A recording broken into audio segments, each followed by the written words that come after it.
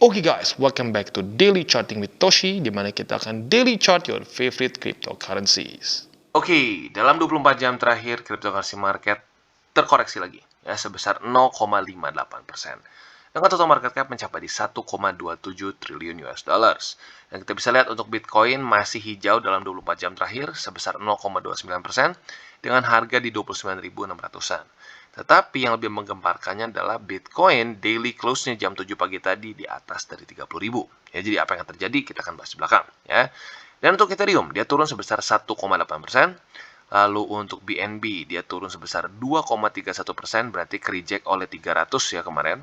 Lalu XRP dia turun sebesar 3,86%. Cardano turun sebesar 4,99%. Solana sebesar 4,5% dan seterusnya. Jadi rata-rata kita bisa lihat altcoins banyak yang terkoreksi dan untuk Bitcoin dia malah meningkat tipis. Jadi otomatis untuk Bitcoin dominance pastinya meningkat ya. Dan untuk sekarang kita akan lihat Bitcoin ya. Kita ambilnya indeks aja karena kita akan ambil jangka lebih panjang ya.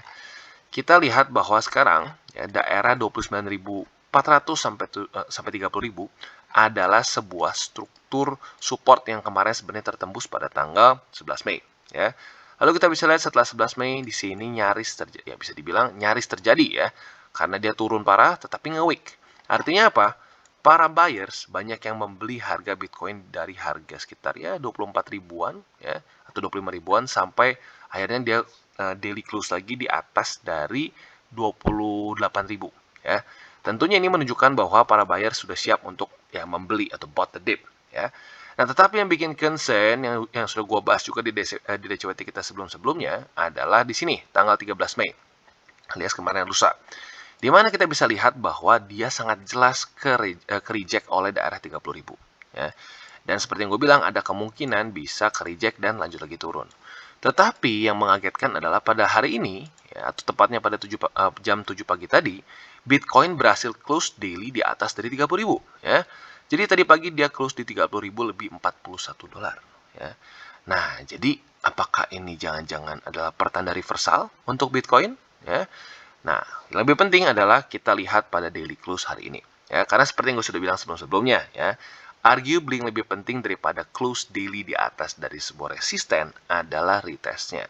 Sama seperti terjadi di Maret ya, Maret akhir singkat gue ya, dimana waktu itu Bitcoin sampai ke harga berapa nih, sekitar 47 ribuan lah ya, nyaris tembus MA200 atau lagi retest MA200.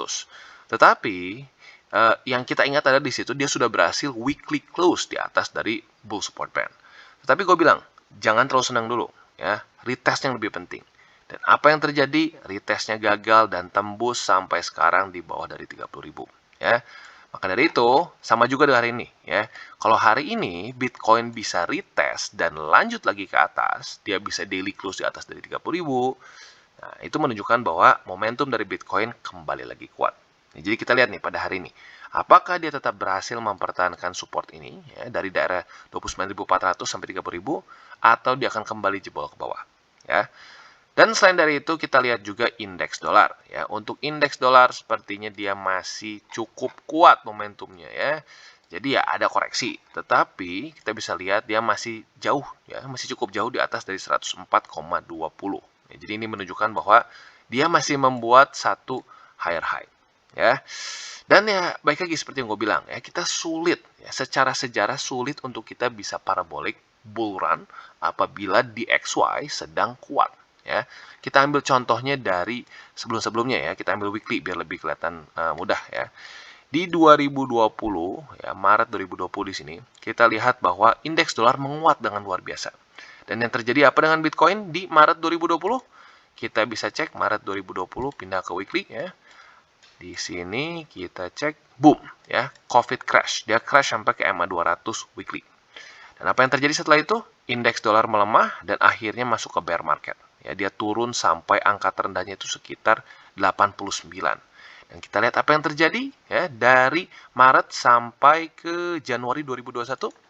Maret sampai 2021 Bitcoin bull run. Peningkatan kurang lebih kalau kita hitung kasar ya, sebesar sampai ya Januari lah ya, Januari di sini lah ya. Itu peningkatan sampai 700%. Jadi lagi-lagi korelasinya antara indeks dolar dengan Bitcoin sangat besar. Ya, buat kalian yang bingung kenapa, jangan lupa kita nggak menghitung harga Bitcoin pure dari supply and demand Bitcoin saja. Ya, kita lihat ini pair ya Bitcoin dengan US dollars. Kita kita sebagai trader seringkali lupa indeks dolar itu punya demand-nya sendiri. Maka kita bisa lihat di sini dari indeksnya ya. Ada waktu dia naik, ada waktu dia turun. Nah, sekarang sebenarnya indeks dolar ini sudah kena daerah resisten yang historically kuat di sini, di sini. Tetapi kita bisa lihat Desember 2016 dan 2020 ini sudah ketembus dari kemarin ya, dan dia sedang basically juga sudah tembus satu lagi struktur di Oktober 2002. Ya, jadi sekarang jujurnya ini satu masa yang cukup menegangkan. Apabila indeks dolar terus menguat, bisa sampai ke daerah 108 atau bahkan sampai 100 belasan, wow, ini risk on asset akan sangat menderita ya. Maka dari itu kita harus terus pantau indeks dolar apakah dia akan mulai melemah atau tidak. Kalau sampai dia mulai melemah dan mulai lagi tembus 104, 103, 102, bahkan bisa di bawah 100, kemungkinan untuk cryptocurrency market dan juga bukan cuma kripto ya, tetapi saham-saham ya, mau indeks, mau saham persatuan, semua akan sangat terbantu dengan melemahnya indeks dolar ya. Kalian bisa coba cek korelasinya. Bukan cuma dengan cryptocurrency, lo bisa cek Nasdaq, bisa cek S&P, bisa cek Dow Jones, bahkan ISHG pun lo boleh cek ya. Itu ada korelasinya. Apabila indeks dolar itu melemah, ya biasanya apabila indeks dolar melemah, maka indeks saham ya dan risk on aset lain akan meningkat ya. Jadi kurang lebih seperti itu overallnya. Kita akan lanjut bahas BTC lebih detailnya di selanjutnya. Oke, dan kita balik lagi ke Bitcoin. Ya, untuk Bitcoin sebenarnya kalau kita lihat secara struktur ya ada possibility dia untuk reversal di sini ada. Ya, tetapi apakah besar atau tidak? Secara TA sih ya mungkin saja ya, tetapi secara fundamental kita harus tahu probability-nya untuk bisa lanjut lagi buran langsung dalam waktu dekat cukup kecil ya.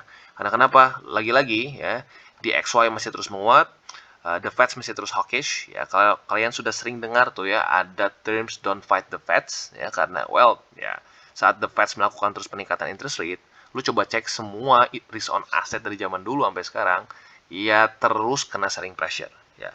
Dengan seperti ini mungkin bisa lebih baik, dia bisa bertahan nggak terlalu anjlok, tetapi nggak berarti dia bisa bull run. Jadi jujurnya kalau kita berharap Bitcoin bisa menemukan all time high dalam beberapa waktu dekat, highly unlikely. Ya, kita harus tunggu minimal sampai the Feds mulai dovish, ya, mulai diam, nggak terlalu meningkatkan interest rate lah, kesannya seperti itu. Ya, jadi untuk sekarang buy limit sebenarnya ya bisa dibilang sudah ini ya, tinggal tersisa 21.800 yaitu MA 200 di weekly.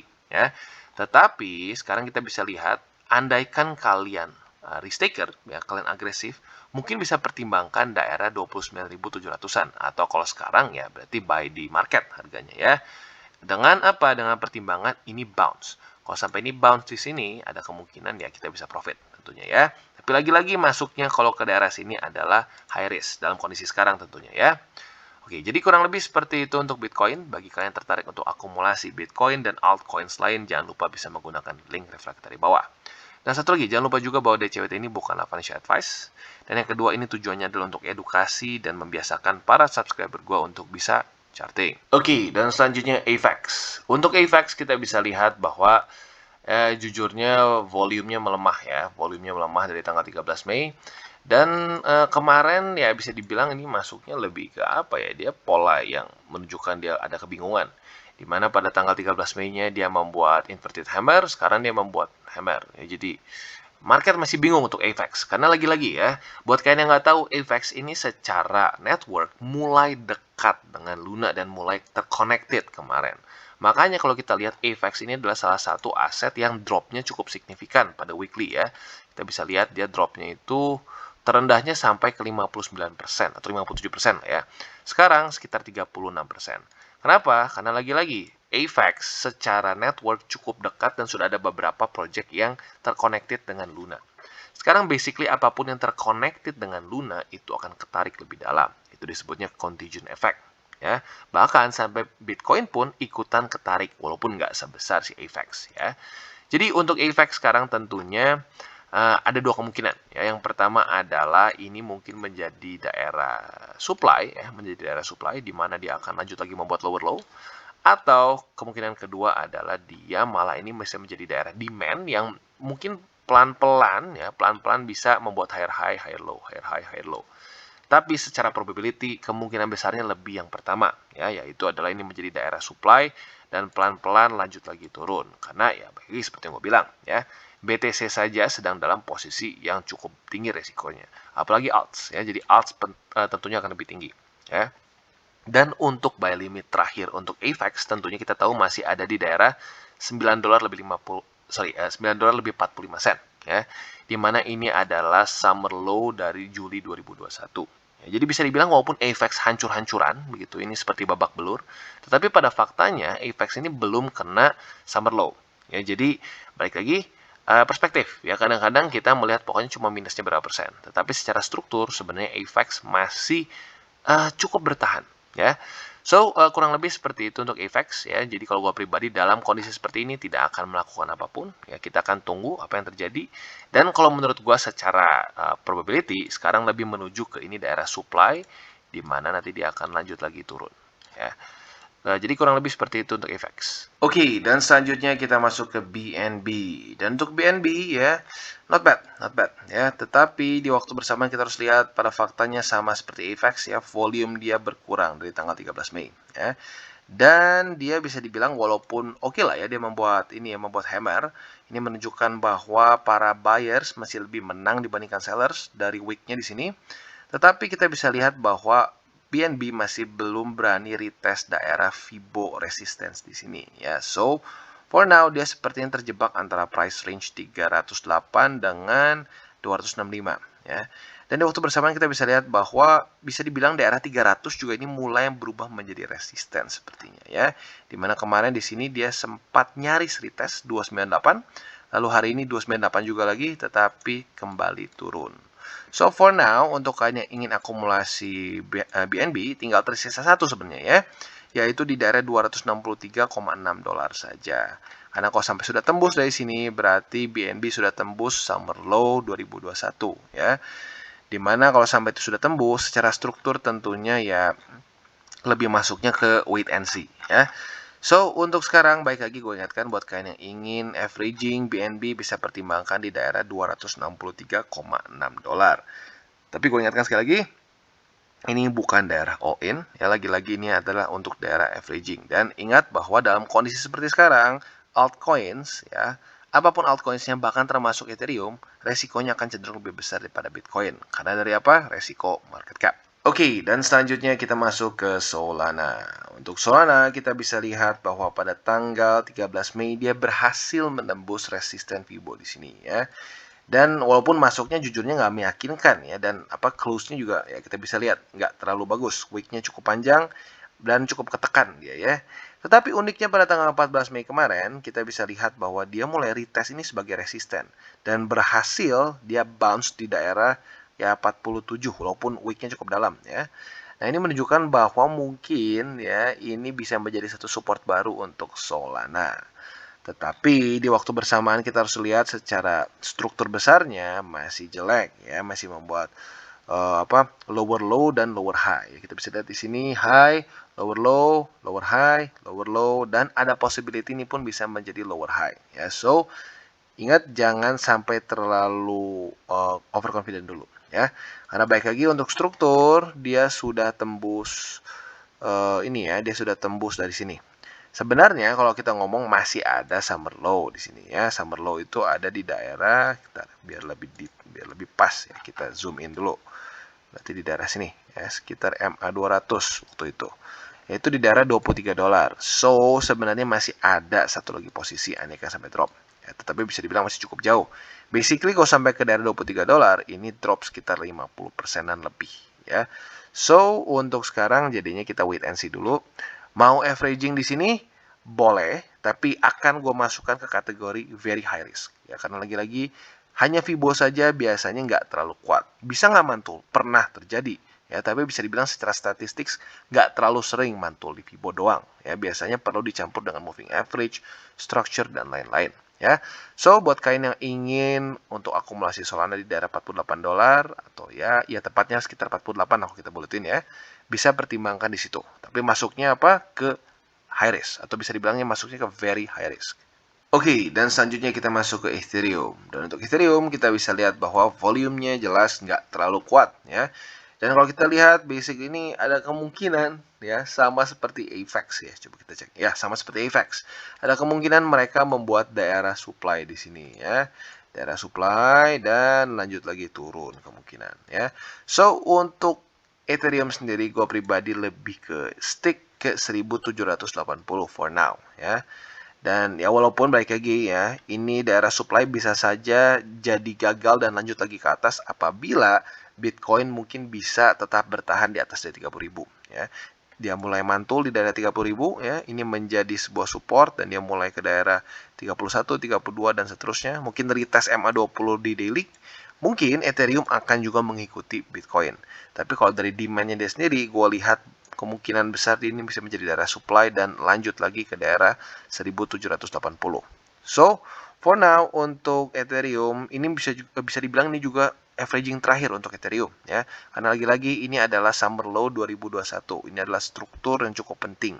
Kalau sampai daily close di bawah dari situ berarti kemungkinan besar akan ya lebih bearish lah intinya ya. So, for now, sekali lagi gue ingatkan buat kalian yang ingin averaging untuk Ethereum bisa pertimbangkan di daerah 1780 USD.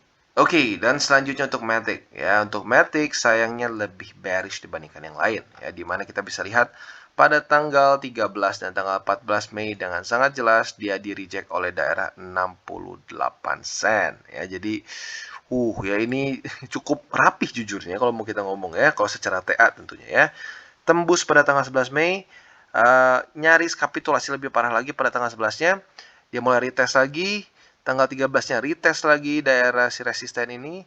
Lalu kemarin retest lagi dan masih belum berhasil. Jadi sudah 3 kali retest dan belum berhasil. So, probability-nya kalian pasti tahu ya. Probability-nya Matic secara demand-nya saja ya, demand dia sendiri nggak terlalu bagus. Ya, resistennya sangat kuat bagi dia.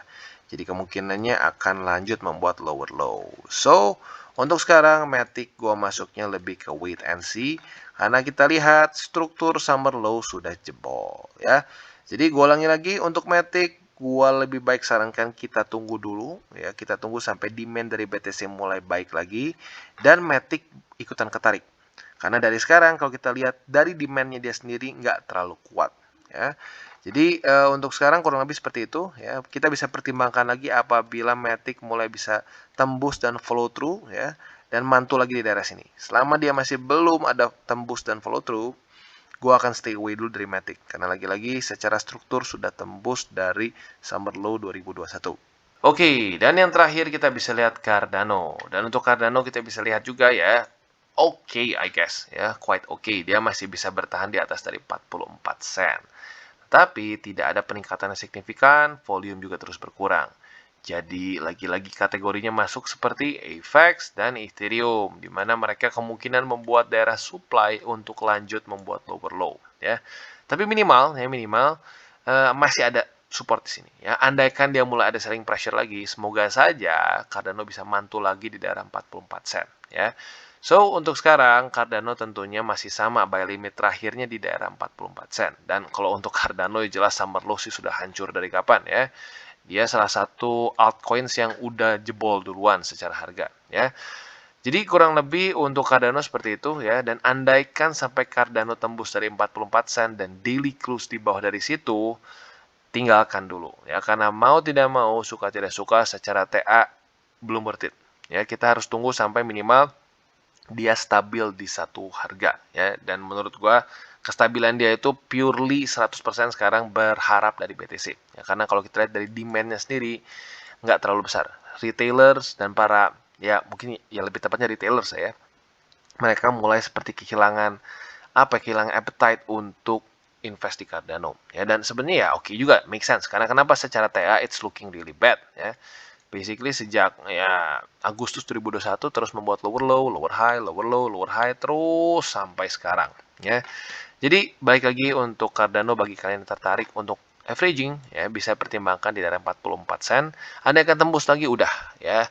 Tunggu dulu aja sampai BTC kembali lagi buluran karena menurut gua Cardano nggak akan bisa ngangkat dirinya sendiri dengan demand-nya saja ya. Harus dicampur dengan ditarik oleh BTC. Oke guys, jadi itu adalah akhir dari segmen DCWT kita pada hari ini. Dan jangan lupa bagi kalian yang merasakan manfaat dari segmen ini, jangan lupa untuk share ke teman-teman kalian. Dan apabila lu pengen mensupport channel kita, ya TCI, jangan lupa untuk menggunakan link referral kita di bawah.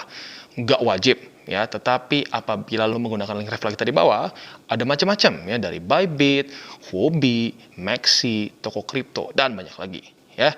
Ya, walaupun nggak wajib, tapi kalau menggunakan link referral kita, lu secara langsung membantu perkembangan dari TCI.